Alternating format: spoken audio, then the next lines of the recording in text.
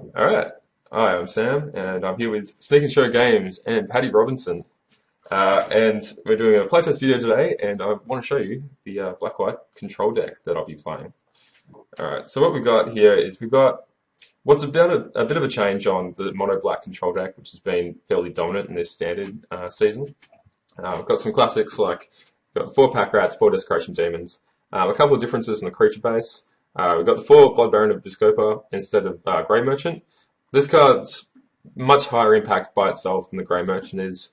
Obviously, you don't get any crazy drain games where you just get to kill someone immediately with a Grey Merchant activation or whatever. But this card's very hard to remove, just very powerful in the format. We have a Singleton Sin Collector. Generally speaking, most decks have instances and sorceries in their hands, but we don't want to overcommit to it pre-board. So it's basically there for control games, and it does a bit of work, but we're not prepared to commit to more than one pre-board. Duresses are basically the same deal, except these can come down earlier and they can strip a Brave the Elements or a Burn Spell from a mono-red deck. So they're a little higher impact and a little safer. Also, they can take Planeswalkers as well. They can also take Planeswalkers. Detention Spheres and Underworld Connections. Yep. Yep, all good things to take. Yeah, and we have the removal package. So we've got 4 Heroes Downfall, can kill anything. Devour Flesh is our next most generic removal spell, and because we have such a density of removal in this deck, we're able to play Edicts to a really good effect. We have our marginal removal source here, which are the 2 Ultimate Price and the 2 Last Breath. The Last Breath is, it's fairly well positioned, even if it is a bad spell. Kills Pack Rat, Nightveil Spectre, Master of Waves, Mutavault. Ultimate Price is, similarly restrictive. It doesn't kill everything in the format, but it kills the stuff that the Last Breath don't, basically. It also kills Pack Rat. Kills Pack Rat as well. Everything kills Pack Rat. Everything wants to kill Pack Rat. Yeah. It's a pretty bad guy, which is why we're playing bad man. Exactly. All right, and we've got the 4 Thoughtseizes. Pretty standard. It's Thoughtseize. Card's good. You're going to play as many as you can. Best card in the format.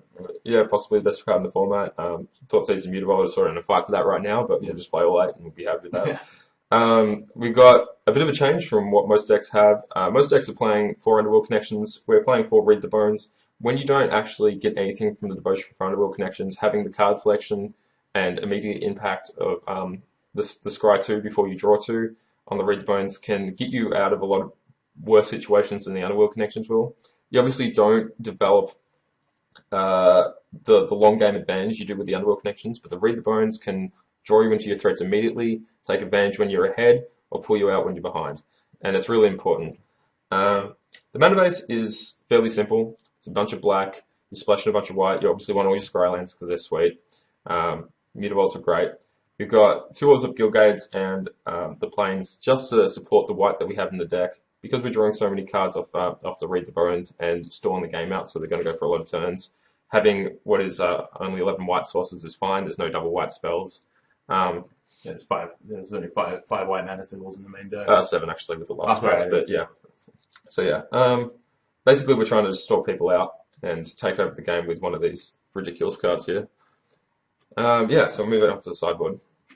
So what we have in the sideboard is that we have a collection of anti-control cards, which are the Pithing Needle, the Duress, the Underworld Connections, and the Sin Collectors.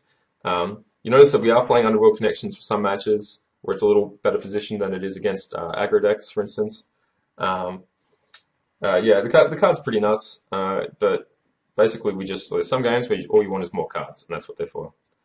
For anti-aggro, we have 3 Freak's Cure, which is possibly the best anti-aggro card in the format.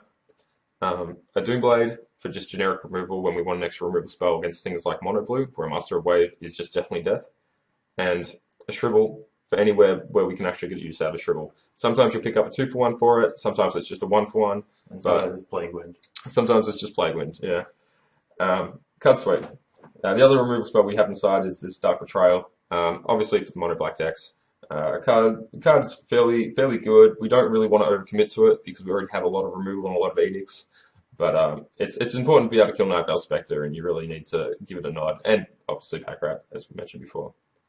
We've got Lifebane Zombie just to keep the clock going.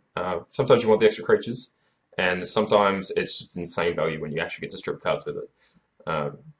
But yeah, I mean, the card, that's probably the closest thing to generically good we have in the sideboard. And yeah, Pithing Needle's Pithing Needle. What does it do? No one knows. No one knows. No one knows. But it's here to do it. So yeah, that's the deck. Is there anything you want to say about it, Paddy? No, I think that I just like the comment on the Lifebend Zombie. It's although it only strips green and white creatures, it's got a lot of flexible value in the sideboard of decks.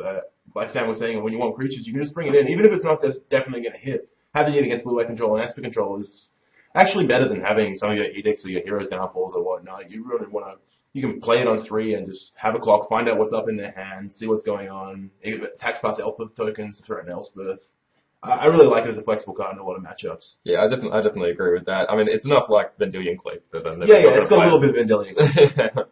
The card's pretty sweet. I respect it. It's also insane. You can even bring it in against the Black-White Mirror because if you take the Blood Baron, that's really good. It's probably one of the most insane cards you can take in the format. It's that or a Polychronos or something like that. Polychronos or something, All right, so we're going to go to some games now. Thanks, guys.